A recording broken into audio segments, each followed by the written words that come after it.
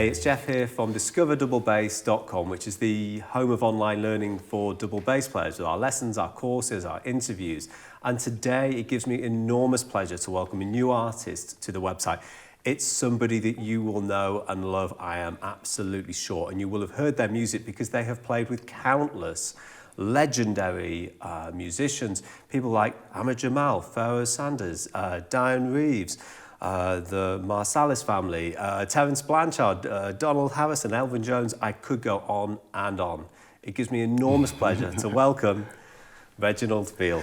Fantastic to see you, sir. Thank you for joining us today. Good to be here. Thank you, Jeff. Well, it's been an absolute pleasure getting to hang with you this week, and we have been discussing your course, which is called Swingdoom. So we've been filming these lessons.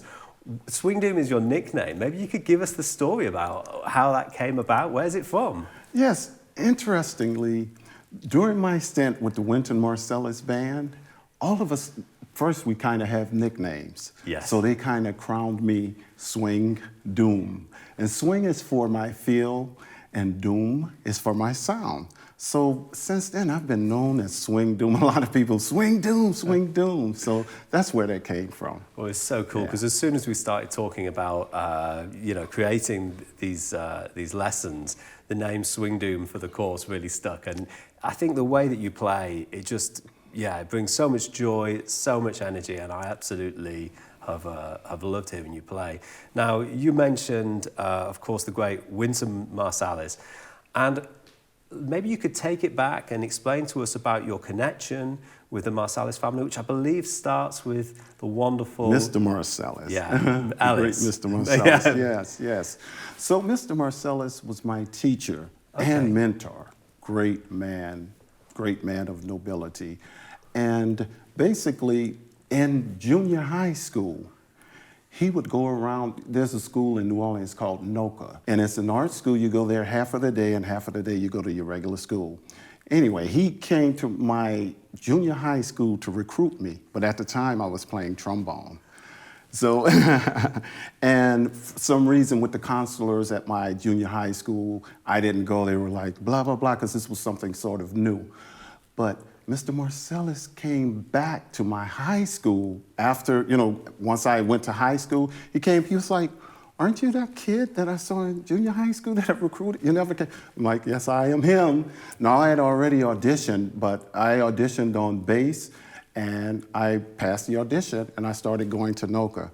And that was the beginning of just a wonderful, great relationship with Mr. Marsalis. That's how it all started. If you don't mind me embarrassing you, I found an interview with the late, great Ellis Marsalis, and he was talking about students who have had a really big impact. And if I just summarize, cut out a few points, he says, one of the students that came to mind is Reginald Veal. He put some concepts of playing the instrument together in the shortest period of time I've ever known anyone to do. Wow. He goes on, it was obvious he was so talented, there was no doubt about that. He was an extremely diligent student. He practiced constantly, all the time. I've never seen or heard of anybody who put the concept of that instrument together as rapidly as he did it. As a bass player, you've really got a lot to put together, and to go after 2 years into the professional scene, he goes on to say it was just an incredible achievement. So it that's amazing. It must be wonderful to look back at that time and reflect. Yeah, that's heartfelt. That makes me feel so good, especially coming from him. Yeah. That's amazing. He was asked in an interview about the student that made the most progress and put, with all these wonderful musicians, because he fostered this community. Right. Right. And then, do you remember your early days playing with Wynton? Because, we're fast forwarding through your career, really. Yeah. And you've been practicing for 2 years really hard. What did you do to get from Mr. Marsalis to playing with Wynton on the professional scene? Do you remember what you were practicing at that time? Yeah, I was practicing. Well, I was listening to all of the records, Wynton's records and older records. Matter of fact, Mr. Marsalis made a jazz tape for me. That was back in the day of cassettes. And it was Oscar Peterson, Niels Orsted Penderson, and I think it was, Ed Thigpen on the drums or something like that. And man, I used to listen to that tape and, you know, just try to get that type of feel, that type of swing, that type of harmony. So I was practicing and listening to these records. And ironically, I was doing a gig with Mr. Marsalis. Now, get this. I was playing electric bass with Mr. Marsalis because I was a late bloomer. Perhaps that's why he said what you just quoted, which is, man, that's heartfelt. I didn't know that. But anyway, I was playing electric bass with him, you know, on the bandstand. And we would do gigs at Snug Harbor. And so Winton, his brother Branford, all of the guys down there would see me and they would start going like this, man. They'd walk in the classroom at Noka and like, man, which means get on that upright bass. But of course, in high school and at Noka, like they have a bass in the back, you know, where they keep the instruments and stuff. I would go back there and kind of get on the bass and be like, oh no. From that transition from electric to double bass, I was like, this is not gonna work. So finally, I made the plunge. I said, I'm gonna do it, because that's what it was. I mean, Mr. Marsalis made a tape of a double bass player, not an electric player. So I just really started practicing, and I started practicing on some of the music and some of the things I heard, and you know, harmony and so forth and so on. So interestingly, we have the New Orleans Jazz Festival in New Orleans. So I was playing with Mr. Marsalis then. By this time, I was playing double bass. So he would constantly come home, you know, after he moved to New York and see us, and he came and sat in on the bandstand and played a tune with us. And so he liked what he heard. And the story goes is this: Mr. Marsalis says, so man, this cat comes to me and says, man, do you mind if I use Reginald Veal, your musicians and so forth?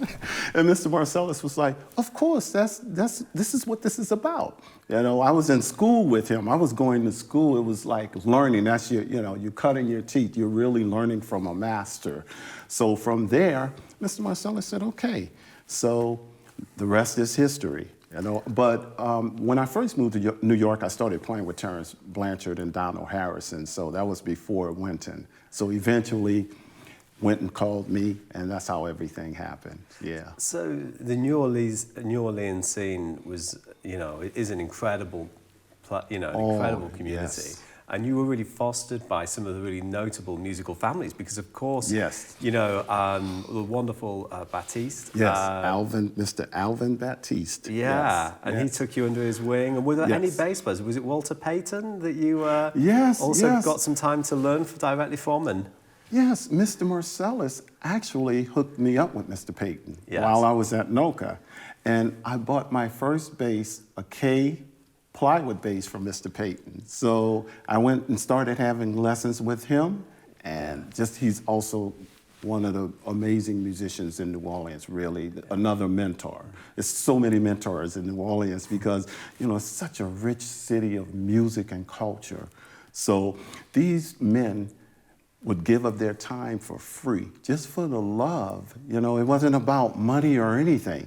So anyway, Mr. Marsalis hooked me up with him, and I started studying with him. And from then, Mr. Marsalis hooked me up with another teacher, Steve Weiss, who was the principal bassist in the New Orleans Symphony. So that's where you get your bow chops from. Yeah, I don't know about the bow chops, but I try.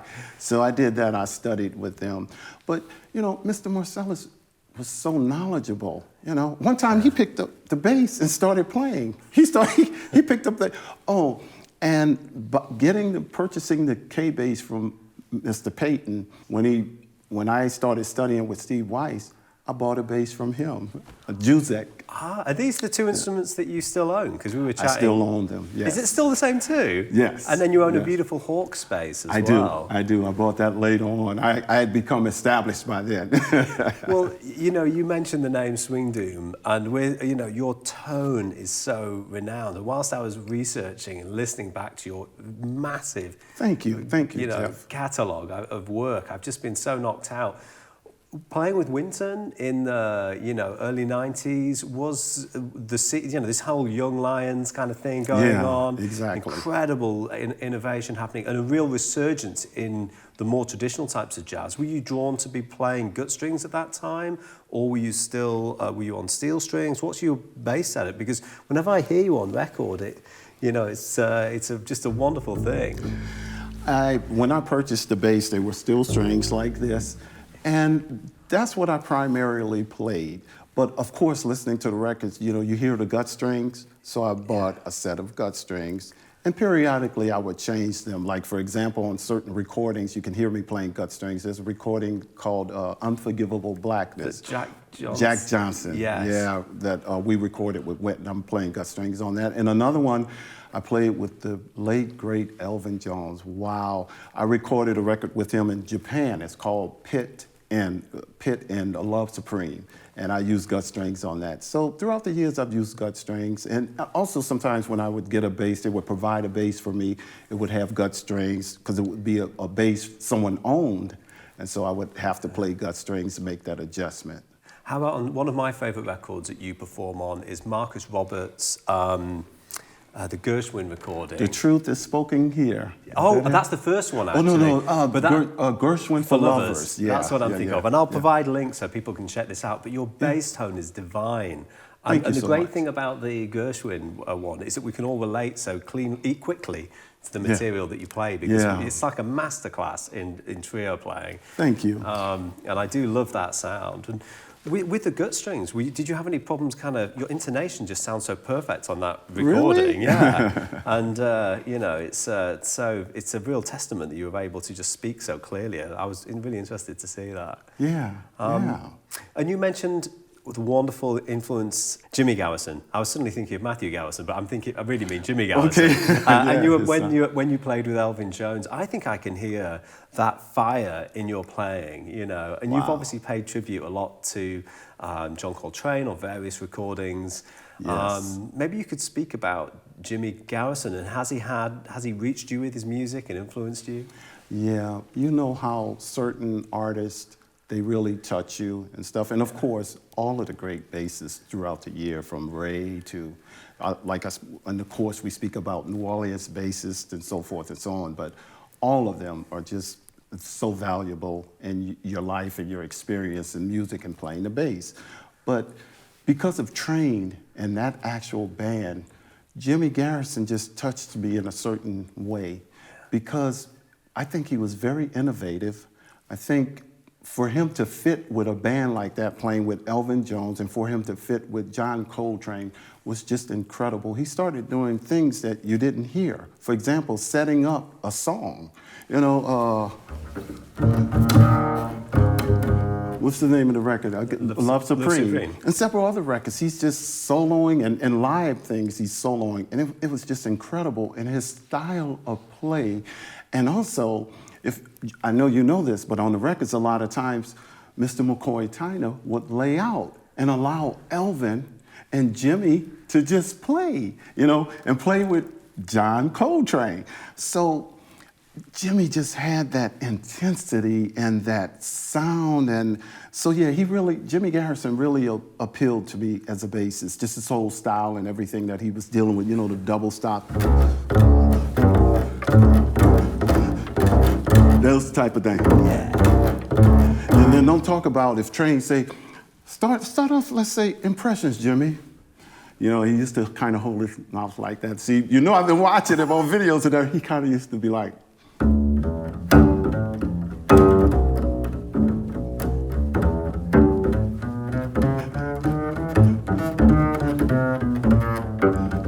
You know, incorporating the pull-off kind of. Then he'll fool around and do something. Yeah, all the pedals and tension and release. Yeah, pedal.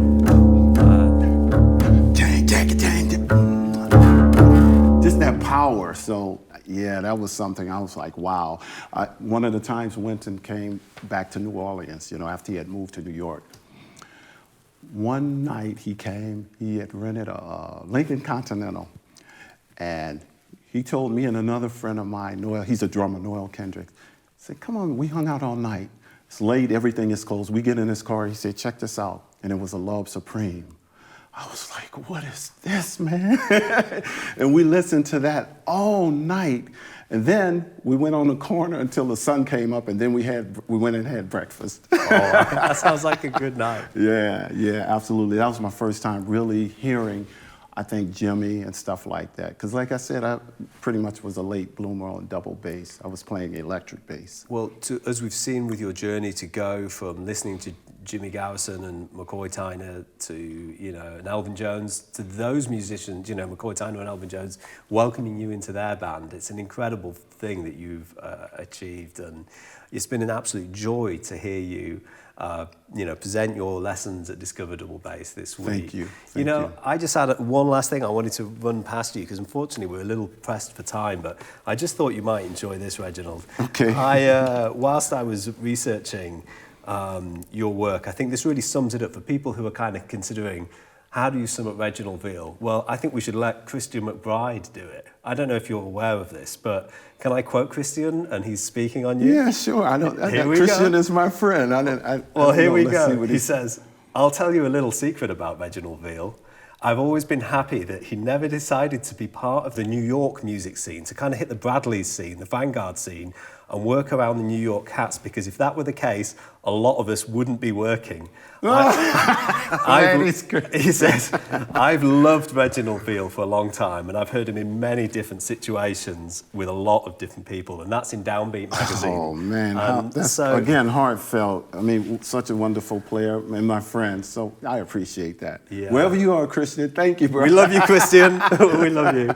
And yeah, I just wanted to say thank you, and it's been, you know, it's been a brief conversation today, but it's been an absolute joy hanging with you this week, Reginald. And yeah, I mean, I think we're going to cut to a performance. If you want to learn more about Mr. Veal's teaching, and we'll provide links below, and of course links to all of his music. And lastly, you've been doing a lot of great stuff on social media. Can we provide all the links below so people can check you out on Instagram? Because I don't think everyone's aware of how much wonderful stuff that you're sharing. Yeah, well, I just got on social media last year, though, so I've never done it. So I don't know my links. I got to go and get them. I don't know them. I'm well, so sorry. Like they say, they're all underneath this video. Yeah. We'll be sending people your way. Well, I do know Instagram, Reginald Swingdoom Veal. I think Twitter is Mr. Reginald Veal. That's Twitter. And YouTube is, you have the link. We have the links. That just goes to show you how much I'm into it. I don't know my names or the, you know, the links or anything. Well, but I too would like to take this time out to thank you and everyone that worked on this. It's been quite a pleasure. You guys are totally cool, wonderful people, and very, very professional. It's been a great time. Thank you so much. Thank you, Reginald. Thank you. Absolute joy. All right. Cheers.